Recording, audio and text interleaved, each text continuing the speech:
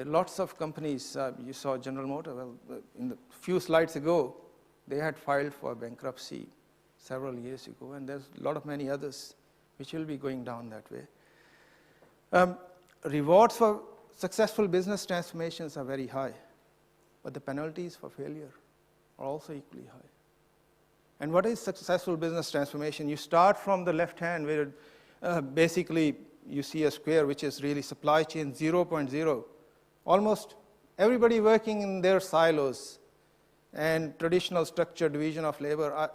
I don't know if you even see those kind of companies today or not.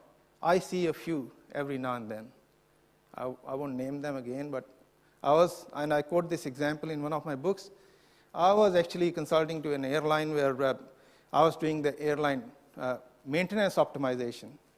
And the person who was doing the maintenance planning, who was head of maintenance planning, and the person who was head of maintenance execution, they didn't talk to each other. They sat almost across the wall from each other, and when I sat with this guy, he showed me an email exchange back and forth of 18 months. And it was such an entrenched silo these two guys were working in. I can't even tell you. My first job as a management consultant inside this company was really just to get them talking to each other.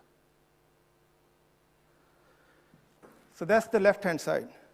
But coming out of that, we moved into the pyramid, a very command and control system of ERP world. I don't know if you guys sort of face these problems where the plans that come out of ERP systems are so rigid that they are almost totally unworkable. And then people make the plan, yes, done that, keep it aside, and then find a workaround to actually get the job done. So that's the command and control pyramid system. That's supply chain 1.0. The next one is really where people start getting more collaborative. That's the square where not only you're getting collaborative, you're getting more dynamic and flexible. And today's systems are really moving in that direction. And not only that, you're also including some of the other people in supply chain planning, like your CFO, for example, which traditionally nobody would have included in sales and operations planning. And finally, you move to the extreme right where you see the flywheel, as I call it, where you move to collaborative planning, not just within the company, but with your customers and suppliers to actually create value for the end customer in the middle. I have listed the problems you will notice in each one of these supply chains 0.0, 1.0, and 2.0. And you can quite easily actually go through these problems, and I'll very quickly speak about some of them. So supply chain 0.0, you'll see lots of confusion. Because there are no plans, of course there'll be confusion.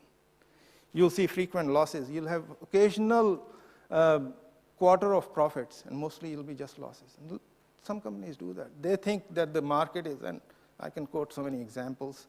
One of our customers who was, clients who was in commodities industry, the CEO was trying to convince the board that next quarter will be better, or next year this commodity cycle will turn and we'll make a profit. And it was just quarter after quarter of losses. Till finally the board said, no, this is not going to work. We need a slightly different approach to it. This happens. There'll be panics.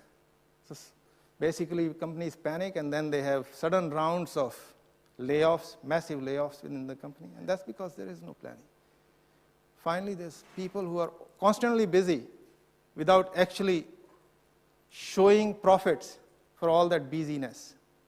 This is because there's no planning. Supply chain 2.0 is very, very different. There is planning, but it's very rigid. It's so rigid that the plans are totally unworkable. So the company becomes almost bipolar. There's a bunch of cowboys who are saying, I will work around this plan and actually get the job done. And then there are a bunch of control freaks who are trying to make a plan work, which is really an unworkable plan. And you might have seen this in some of the companies you've worked with. Supply chain 2.0 moves beyond that. The plans are now workable. Only problem is you are very internally focused. You are very, very focused.